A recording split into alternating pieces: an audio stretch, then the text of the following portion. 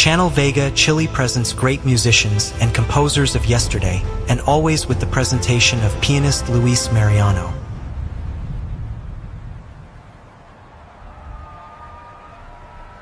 Hello everyone. A huge hello from the beautiful and musical city of Vina del Mar, here in Chile. I'm Luis Mariano, and today I want to tell you a story that will change the way you listen to music forever. What if I told you that the composer of some of the most romantic and beautiful melodies in history lived a life filled with ghosts, a toxic love, and an absolute terror of being buried alive? I'm talking about the king of the piano, Frédéric Chopin. Stay until the end, because today we're going to debunk the myth of the melancholic genius. Subscribe now if you love the piano as much as I do, and hit that bell. Let's travel back to 1810. Chopin was born in Poland. From a very young age, he was an absolute prodigy. Imagine, at the age of 7, he was already composing and playing for the aristocracy. But he wasn't the typical musician who wanted to impress with loud noises or extreme speed. No, Chopin's music was pure poetry, pure emotion. At 20, he had to leave his beloved Poland forever because of the war, taking with him a silver cup filled with soil from his homeland. He arrived in Paris, the cultural center of the world at that time. But here's the incredible part. Unlike Franz Liszt, who filled stadiums and was the first rock star in history, Chopin was terrified of large concerts. He preferred the intimacy of private salons, by candlelight, a very bohemian, very intimate atmosphere, like the one you experience on evenings by the sea in our Quinta Vergara. But Chopin's life changed completely when he met George Sand. That was the pseudonym of Amantine Dupin, a very famous French writer who defied society by dressing as a man and smoking cigars. They had a passionate, stormy, and, let's be honest, quite toxic romance.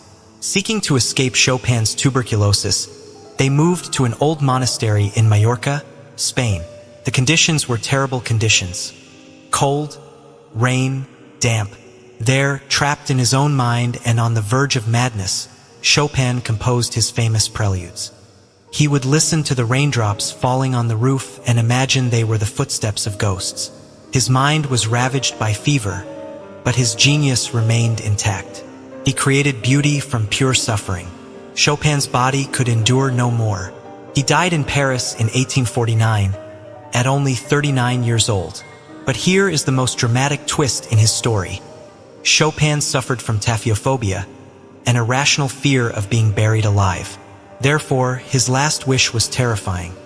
He asked that his heart be removed before his burial. Today, his body rests in Paris, but his heart was smuggled back to Warsaw, Poland, by his sister, preserved in a glass jar filled with cognac. Literally, his heart returned to its homeland. Chopin didn't just play the piano. He made the instrument speak. He made it crying, made him love it. For me, as a pianist from Vina del Mar, every time I place my hands on the keyboard to play his work, I feel that mixture of pain and absolute beauty. What's your favorite Chopin piece? Let me know in the comments. I'll be reading and replying to them all. If you love this story, give it a big like, share this video with your friends, and subscribe so we can continue discovering the magic of music. A huge hug from Vina del Mar, and see you in the next video.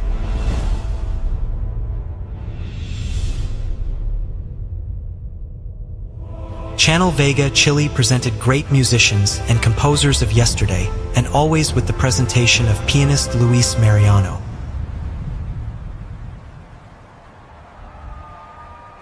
Mariano.